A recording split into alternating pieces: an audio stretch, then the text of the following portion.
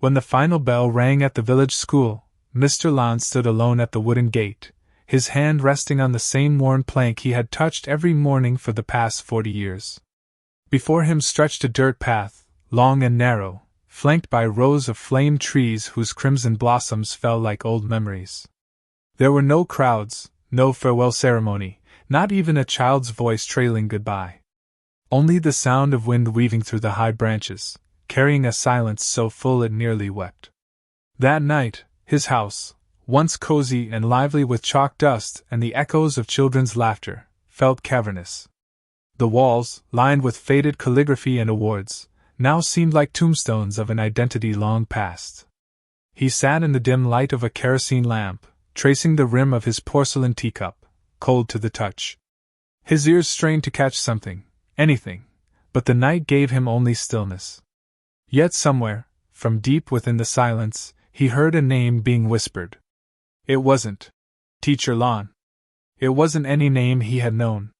But it felt like his. Sleep came like mist over water.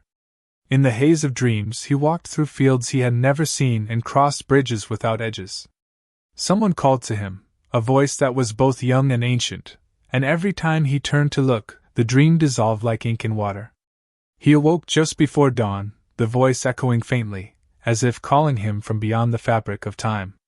The next morning, Lan dressed in his old gray robe, the kind he hadn't worn since his youth, and took the winding trail toward Mount Tram, a place the villagers spoke of with quiet reverence. They said it was where the earth still breathed the breath of heaven. At the summit, veiled in soft morning fog, stood a forgotten temple with stone dragons guarding the gate, their scales cracked by the weight of centuries.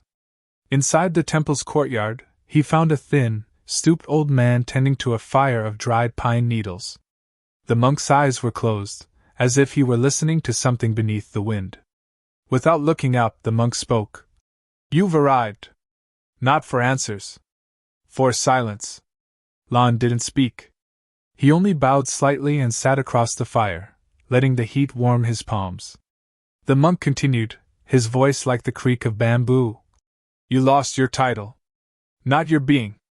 You were never teacher. That was only the cloak. What lies beneath?"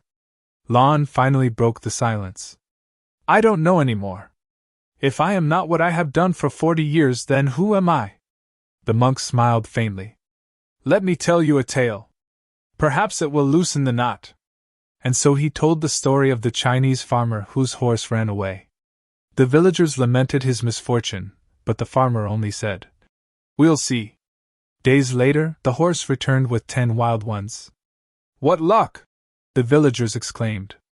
Again, the farmer said, "We'll see." One day, the farmer's son rode a wild horse and broke his leg. "What tragedy!" they cried. "We'll see," the farmer replied.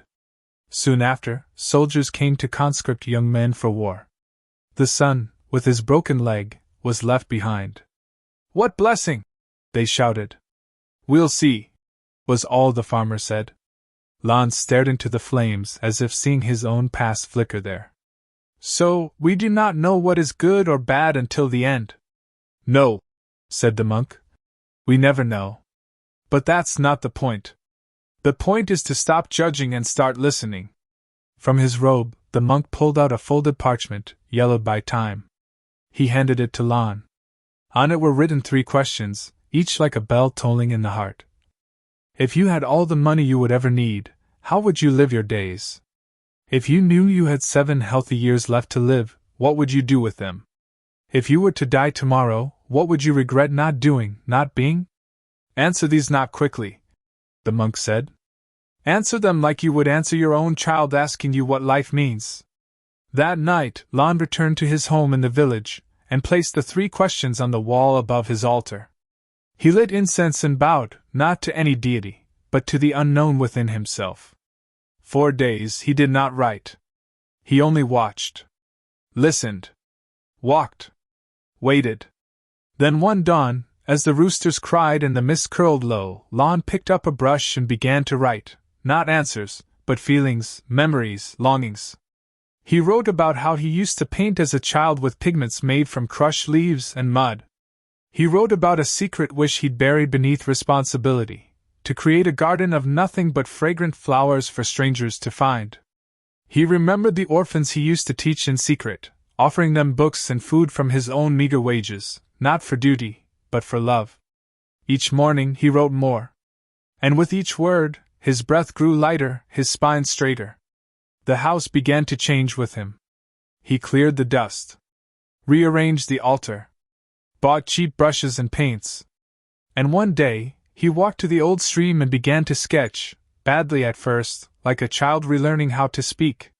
Soon, word spread in the village that the old teacher had opened a garden school, not for grades, not for exams, but for colors and stories. Children came, some barefoot, some with eyes wide as stars. Lon taught them to draw the sun with their fingers, to write poetry in the mud, to read silence between the lines. Every morning he planted a new flower in what he now called the Garden of Time. Each flower, he said, marked a moment he had reclaimed. To the villagers he became the teacher who paints. To the children he became the storyteller with ink in his hands. But in his private journal, he named himself something different, the keeper of time's gate. Not a master of knowledge, not a man of authority, but one who quietly tended the threshold between endings and beginnings. Years passed. Seasons turned like pages in a sacred book.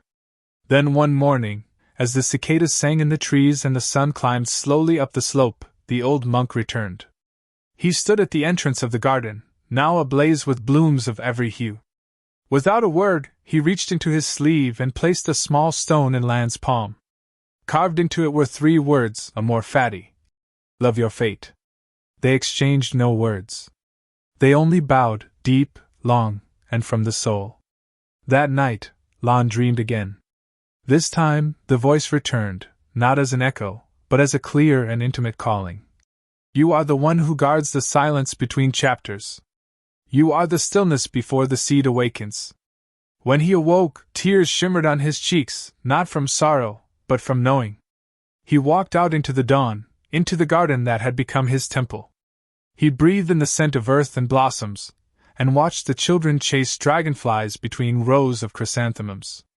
From that day forward, he no longer needed to define himself. He no longer measured life by what had ended or what might begin.